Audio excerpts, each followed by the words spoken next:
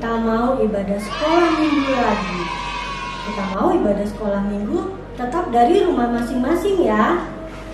Tapi kita mau ibadahnya dengan sukacita. Sekarang kita mau bangkit berdiri, kita mau nyanyi lagu, nyanyikan kasih setia Tuhan. Kita mau nyanyi sama-sama ya. Ya, kita berdiri semuanya.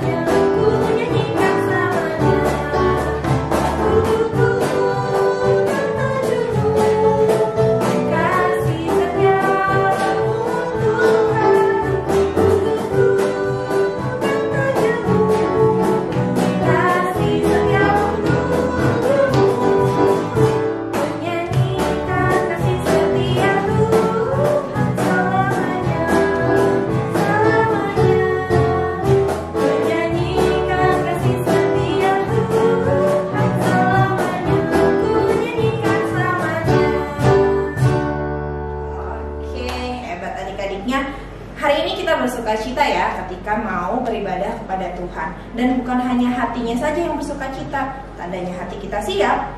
Saat beribadah pun yang kita gunakan adalah pakaian yang siap untuk beribadah dan sikap yang siap untuk beribadah. Adik-adik, kita mau memulainya dengan berdoa dulu kepada Tuhan. Kak, yuk. Kita berdoa adik-adik. Tuhan Yesus yang baik, terima kasih Tuhan sudah mengumpulkan kami di tempat kami masing-masing untuk kami boleh memulai ibadah sekolah minggu kami. Tuhan, kami mohon pertolongan-Mu, biarlah kiranya Tuhan berkati ibadah sekolah minggu kami dari awal sampai akhir, supaya kami boleh sungguh-sungguh beribadah kepadamu dengan penuh sukacita. Di dalam nama Tuhan Yesus kami berdoa. Amin. Amin.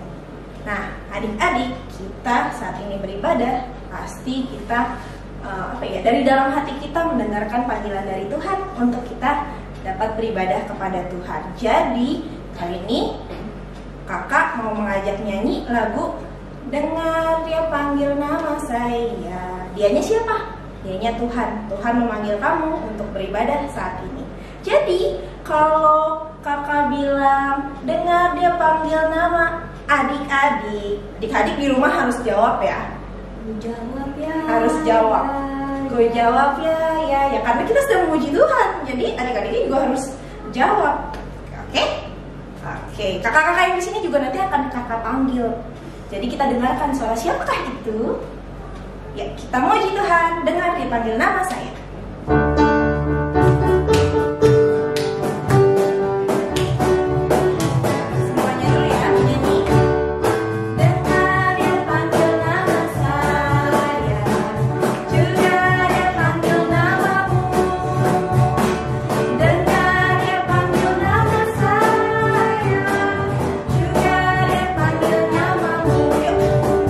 Jawab ya, ya, ya.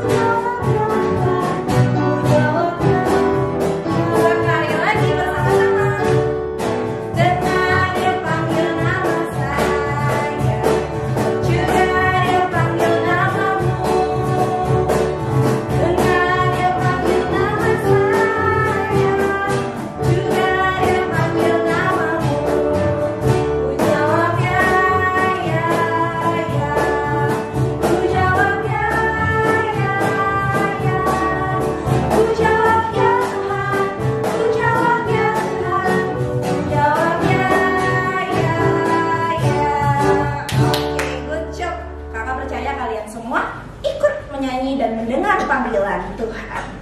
Karena itu, karena kita sudah dengar panggilan Tuhan, kita juga mau mengingat janji Tuhan kepada kita dan janji kita kepada Tuhan. Apa ya Kak janji kita kepada Tuhan? Kita mau jadi anak-anak sekolah minggu yang baik. Kita mau selalu bersaksi buat Tuhan dan kita mau taat kepada Tuhan. Untuk itu kita mau ucapkan janji kita kepada Tuhan selalu setiap minggu dengan menyanyikan lagu Aku Anak Sekolah Minggu.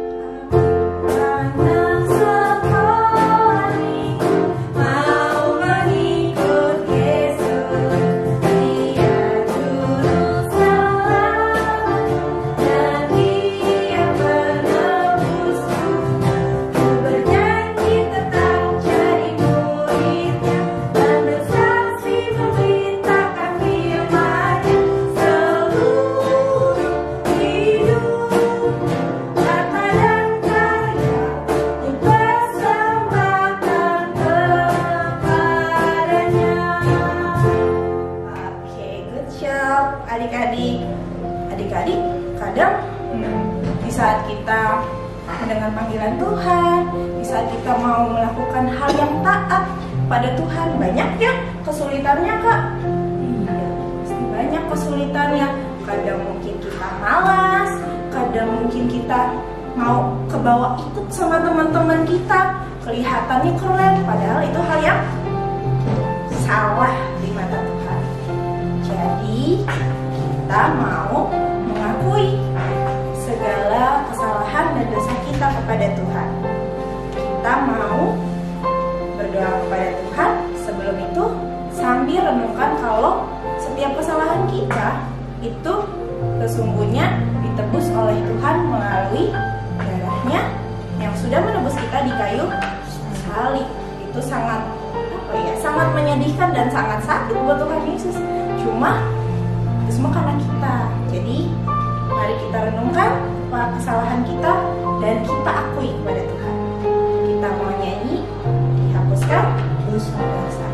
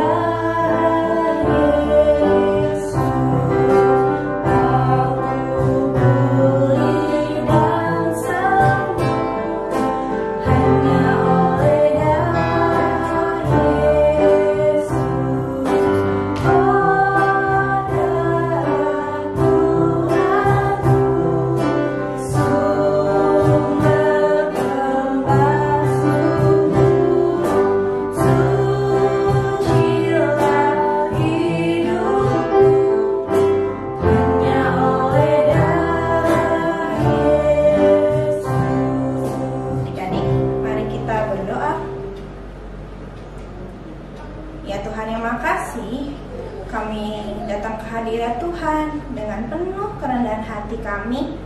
Tuhan, kami mau mengakui segala kesalahan dan dosa kami di hadapan Tuhan.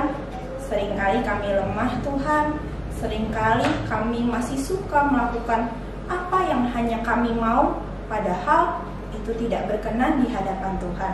Padahal itu salah Tuhan, kami mengerti tapi kami masih melakukannya. Ampunilah kami ya Tuhan Yesus akan segala kesalahan dan dosa kami, dan ajari kami Tuhan untuk diingatkan terus bahwa Tuhan begitu mengasihi kami sehingga Tuhan mau mengampuni segala kesalahan kami. Dan kami berjanji Tuhan Yesus, kami mau menjadi anak-anak Tuhan yang lebih baik lagi dan lebih taat lagi, lebih dengar-dengaran dengan apa yang Tuhan tegur kepada kami. Terima kasih ya Tuhan Yesus untuk setiap kasih karunia-Mu. Di dalam nama Tuhan Yesus kami berdoa. Amin. Adik-adik, sekarang kita mau mendengarkan dan juga kita mau belajar dari firman Tuhan hari ini. Hari ini kita mau belajar tentang seorang tokoh Alkitab yang bernama Paulus.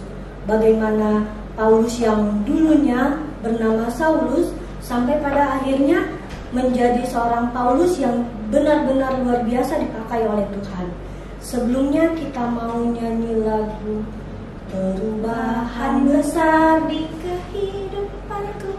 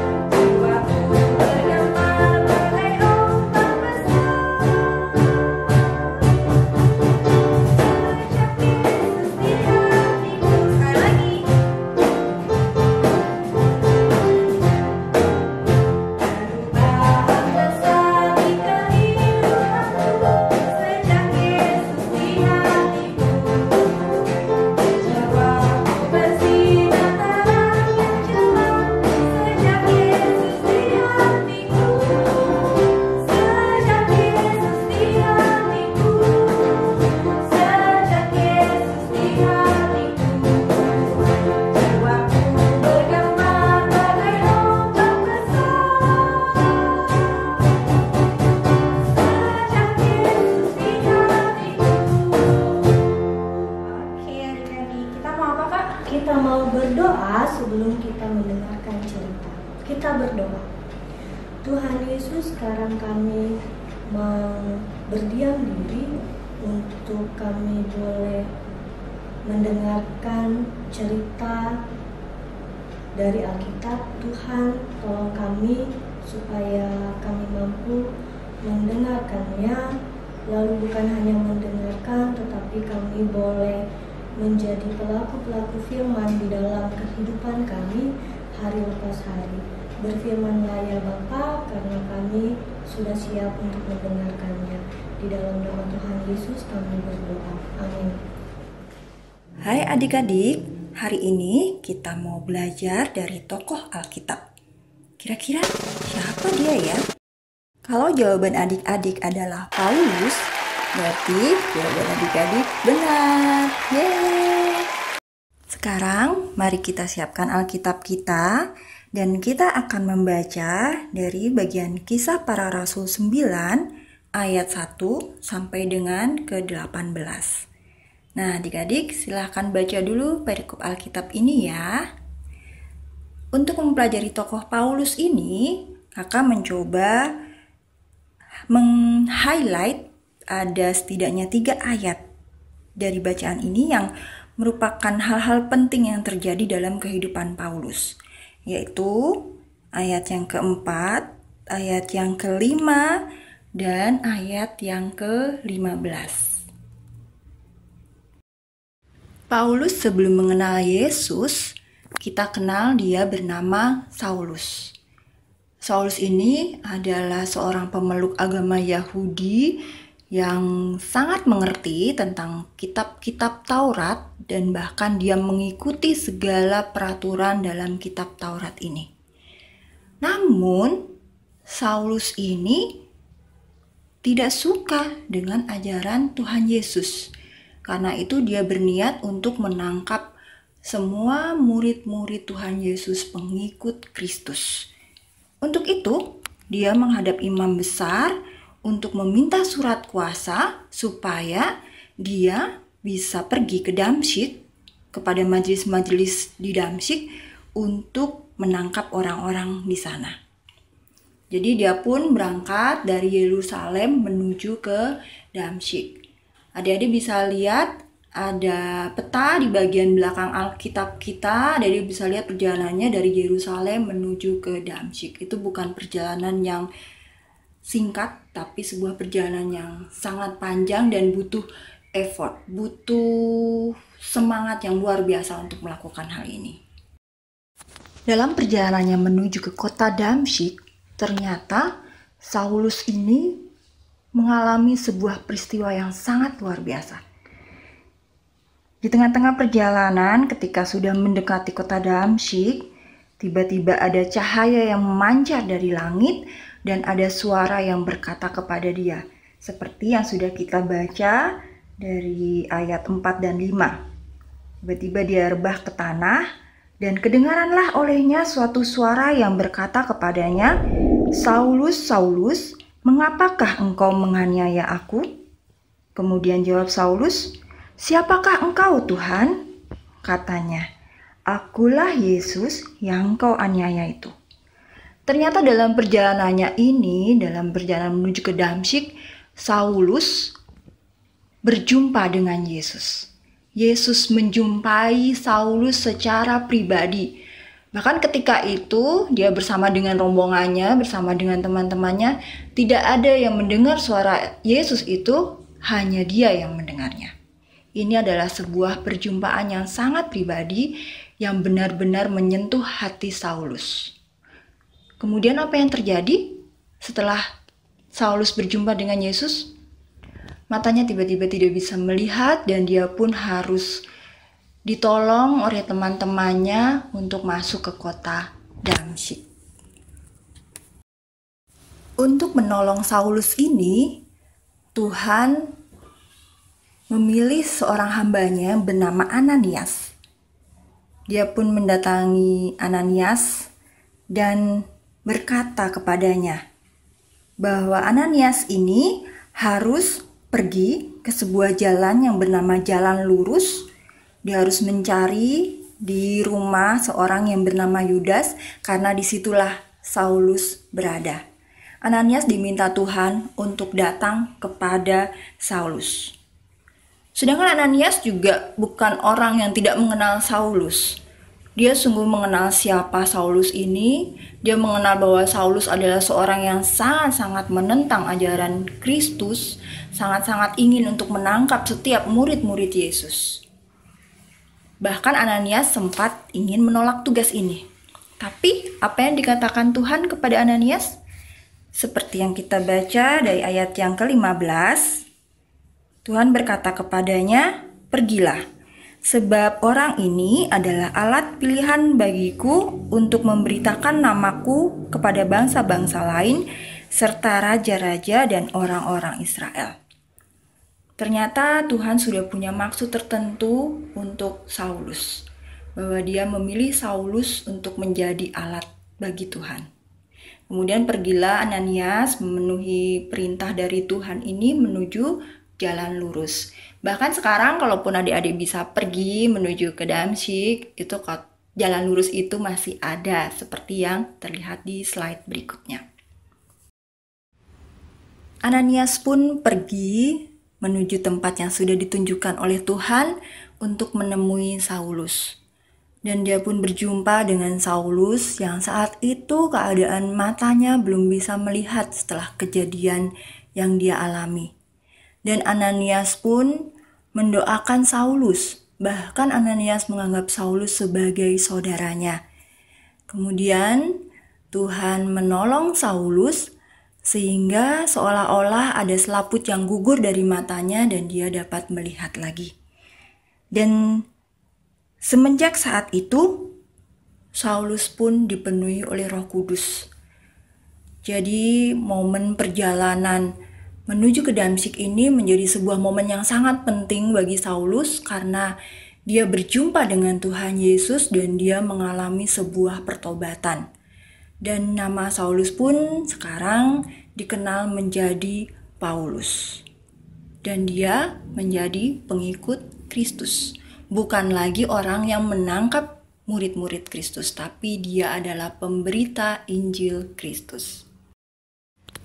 Setelah Saulus berjumpa secara pribadi dengan Yesus, dia pun bertobat dan meninggalkan kehidupan lamanya, bahkan dia mengubah namanya menjadi Paulus. Selain dia menjadi pengikut Kristus yang sangat taat dan setia kepada Yesus, ada hal-hal besar lain yang dia kerjakan sebagai bukti dari pertobatannya, yaitu seperti yang sudah dikatakan oleh Tuhan Yesus bahwa Paulus ini dipilih untuk menjadi alatnya yang sangat luar biasa, Paulus ini pun kita kenal sebagai pengabar Injil yang sangat luar biasa, yang bahkan dia keliling hampir ke seluruh Asia. Dan selain itu, kalau kita lihat dalam Alkitab Perjanjian Baru kita, setidaknya ada 13 surat dalam Perjanjian Baru yang ditulis oleh Paulus ini. Baik ketika dia dalam perjalanan dari satu kota menuju kota lain, atau bahkan ketika dia harus dipenjara karena dia memberitakan Injil Kristus. Sungguh sebuah perubahan yang luar biasa setelah dia bertobat. Adik-adik, kita pun bisa berjumpa secara pribadi dengan Tuhan. Walaupun mungkin peristiwanya tidak seepik Saulus atau Paulus pada waktu itu. Perjumpaan kita dengan Tuhan Yesus bisa melalui pembacaan Alkitab. Bisa juga melalui waktu doa kita kepada Tuhan. Di situ kita bisa mengenal Tuhan Yesus dengan lebih dalam lagi. Dan bahkan kita pun bisa mengakui keberadaan diri kita, kesalahan diri kita, dan kita bertobat. Sama seperti Saulus yang kemudian menjadi Paulus. Apakah itu bertobat? Bertobat artinya meninggalkan kehidupan lama kita yang tidak sesuai dengan firman Tuhan dan kita berubah menjadi anak-anak yang menurut pada perintah Tuhan, taat kepada perintah Tuhan. Paulus mau bertobat dan berubah untuk menjadi alat bagi Tuhan. Kita pun juga dipanggil untuk bertobat dan berubah untuk menjadi anak-anak yang taat. Maukah kita untuk bertobat dan berubah? Untuk itu kakak minta adik-adik sebagai aktivitasnya untuk mengisi kartu komitmen tentang apa sih yang pernah kita lakukan dalam kehidupan lama kita. Dan kemudian apa janji kita sebagai anak-anak yang mau bertobat dan berubah. Semakin kita sering mengenal Yesus dan berjumpa Yesus, kita akan semakin bertumbuh menjadi anak-anak yang terus berubah dan taat kepada Kristus. Tuhan Yesus memberkati kita semua. Adik-adik, kita tadi sudah mendengar firman Tuhan. Yang hari ini kita belajar kalau dari Paulus, kita belajar Paulus saja yang sudah melakukan banyak hal yang buruk di kehidupannya, ternyata Tuhan masih mengasihi dia. Sehingga Tuhan mau mengubahkan dia yang tadinya buruk menjadi orang yang lebih baik lagi. Bahkan kita tahu di Alkitab kita sudah terbukti Paulus itu melakukan banyak hal baik untuk Tuhan, menceritakan banyak perbuatan baik untuk Tuhan. Sebegitu luar biasanya perubahan yang terjadi di dalam hidup Paulus. Hari ini pun kita belajar, di hidup kita pun juga harus berubah, adik-adik. Yang tadinya kita melakukan hal yang buruk, berubahlah. Kembali menjadi anak-anak yang melakukan perbuatan-perbuatan baik untuk Tuhan. Untuk itu adik-adik, kita mau lebih menghayati lagi firman Tuhan kita sebelum menutup ibadah kita pada hari ini dengan menyanyikan lagu Perubahan Besar.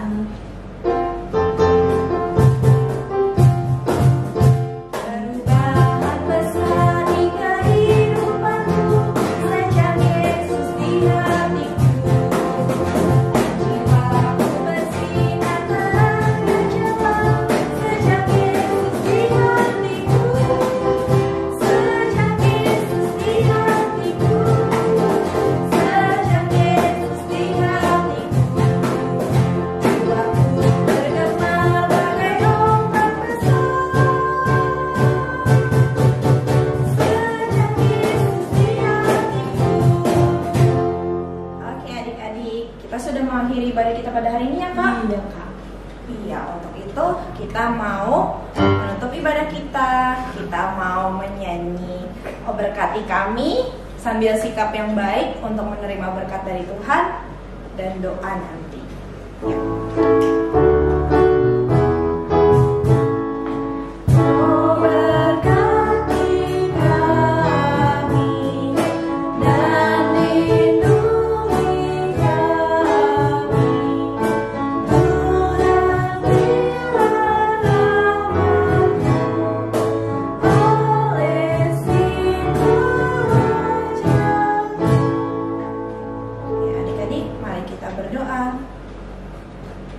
Tuhan Yesus, kami mengucap syukur Tuhan, jika hari ini kami masih mempunyai kesempatan untuk beribadah kepadamu. Kiranya firman Tuhan hari ini yang mengingatkan kami bahwa Tuhan masih begitu mengasihi kami sekalipun kami masih sering kali berbuat salah, masih melakukan hal yang buruk. Tuhan begitu menyayangi kami dan ingin kami untuk berubah menjadi lebih baik lagi Tuhan. Ajari kami untuk bisa jadi anak-anak Tuhan yang melakukan perbuatan-perbuatan baik yang menyenangkan hati Tuhan dan bisa menjadi berkat bagi orang-orang di sekeliling kami. Tuhan Yesus, terima kasih untuk pertolongan Tuhan pada ibadah sekolah minggu hari ini. Dan kami selalu berdoa juga untuk kondisi saat ini ya Tuhan Yesus. Kiranya kondisi yang masih banyak virus corona ini Tuhan boleh segera selesaikan. Kiranya Tuhan yang memiliki kuasa untuk boleh menyembuhkan orang-orang yang sakit di dalam nama Tuhan Yesus. Dan orang-orang yang memiliki tugas untuk mengatasi kondisi saat ini, pemerintah kami dan juga tim medis, perawat, dokter, semuanya Tuhan, kiranya Tuhan yang berikan mereka penjagaan selalu, perlindungan selalu, sehingga mereka mampu melakukan setiap tugasnya dengan pantang menyerah. Tuhan Yesus, kami mengucap syukur kepada Tuhan dan berikan kiranya Tuhan kesehatan selalu kepada kami semua, keluarga kami, guru-guru sekolah minggu, juga orang-orang yang kami sayangi. Terima kasih ya Tuhan Yesus, di dalam nama Tuhan Yesus, Tuhan dan Juru Selamat kami yang hidup, kami berdoa. Amin.